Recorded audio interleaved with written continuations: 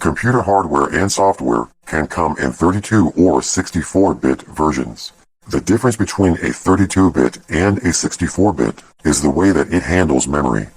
The bit size refers to the memory that it can address. A 32-bit system can reference 2 to the 32nd power bytes of memory, which equals to about 4 gigabytes.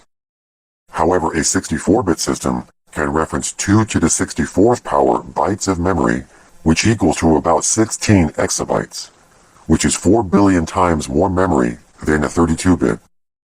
Now that number is so huge that it's virtually unlimited, because we will never need to use that amount of memory. So in a computer, in order for data or a program to run, it needs to be loaded into RAM first. So the data is stored on the slower hard drive, and from the hard drive it's loaded into the faster RAM. And once it's loaded into RAM, the CPU can now access the data or run the program. Now in a 32-bit system, since the maximum amount of memory that it can support is 4 gigabytes, it may not be enough to hold all the data that the CPU needs to make the computer run as fast as possible. And when this happens, then some of the data has to be kept on the slower hard drive to compensate for the low memory. So instead of data going from RAM to the CPU, it has to do extra work by going back to the slower hard drive. And when this happens, it slows down the computer.